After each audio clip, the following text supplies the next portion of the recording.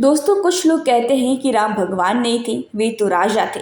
कुछ का मानना है कि वे एक काल्पनिक पात्र हैं, वे कभी हुए ही नहीं।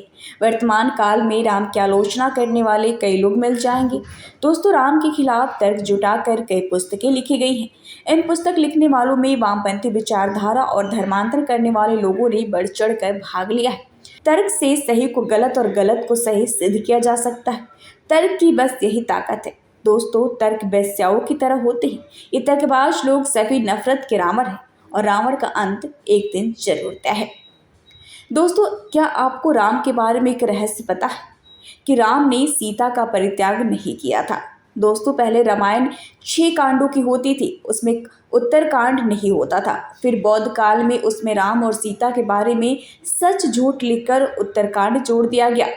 उस काल से ही इस कांड पर विद्वानों ने घोर विरोध जताया था, लेकिन इस उत्तरकांड के चलते ही साहित्यकारों, कवियों और उपन्यासकारों को लिखने के लिए एक नया मशाला मिल गया और इस तरह राम धीरे धीरे बदनाम होते गए।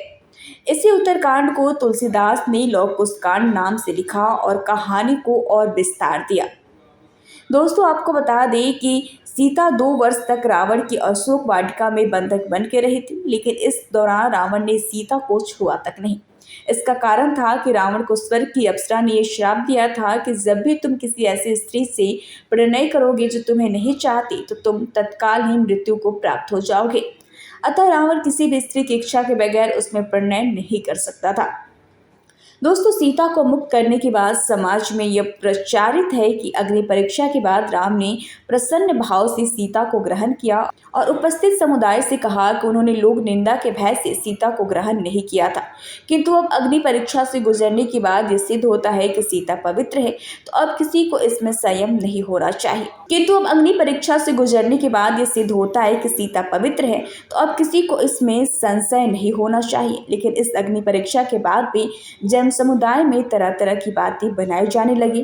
तब राम ने सीता को छोड़ने का मन बनाया। यह बात उत्तरकांड में लिखी है, यह मूल रामायण में नहीं है। दोस्तों, वाल्मीकि रामायण, जो निश्चित रूप से बौद्ध धर्म के अभ्युदय के पूर्व लिखी गई थी, समस्त विकृतियों से अछूती है। इसमें सीता परित्याग, शंबुक वध, रावण चरित्र आदि कुछ भी नहीं था। यह रामायण युद्ध कांड यानी लंका कांड में समाप्त होकर केवल 6 कांडों की थी। इसमें उत्तरकांड बाद में जोड़ा गया। दोस्तों, कालिदास, भवभूति जैसे कवि सहित अनेक भाषाओं के रचनाकारों सहित रामचरितमानस के रचयिता ने भी भ्रमित होकर उत्तरकांड को लौह कुश कांड के नाम से लिखा। इस तरह राम की बदनामी का विस्तार शुरू हुआ। शोधकर्ता कहते हैं कि हमारे इतिहास की यह सबसे बड़ी भूल थी कि बौद्ध काल में उत्तरकांड लिखा गया और इसे वाल्मीकि रामायण का हिस्सा बना दिया गया। हो सकता है कि यह उस काल की सामाजिक मजबूरियां थी, लेकिन सच को इस तरह बिगाड़ना कहाँ तक उचित है। दोस्तों, सीता ने न तो अग्नि परीक्षा दी और न ही पुरुषोत्तम राम ने उनका कभी परित्याग किया। विपिन किशोर सिन्हा ने एक छोटी सी पुस्तिका में लिखा है जिसका नाम है राम ने सीता परित्याग कभी किया ही नहीं। यह किताब संस्कृत शोध एवं प्रकाशन वाराणसी से प्रकाशित की है। इस किताब में वे सारे तथ्य मौजूद हैं जो ये बताते हैं कि राम ने कभी सीता का परित्याग नहीं किया। दोस्तों, राम कथा पर सबसे प्रामाणिक शोध करने वाले फादर कामिल बुल्की का स्पष्ट मत है कि वाल्मीकि रामायण का उत्तरकांड मूल रामायण की बहुत बाद ही पूर्णतः परीक्षित रचना है।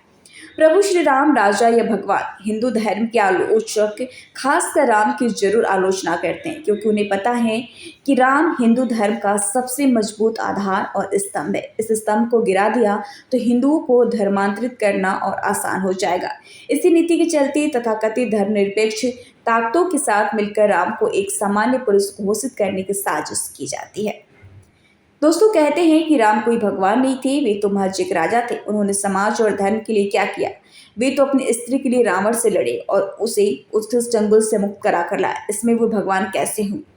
भगवान राम को मर्यादा पुरुषोत्तम कहा जाता है, अर्थात पुरुषों में सबसे श्रेष्ठ उत्तम। अपने वनवास के दौरान उन्होंने देश के सभी आदिवासी और दलितों को संगठित करने का कार्य किया और उनको जीवन जीने की शिक्षा दी। इस दौरान उन्होंने सादगी भरा जीवन जिया, जिन्होंने देश के सभी संतों के आश्रमों को बर्बर लोगों के आतंक से बचाया।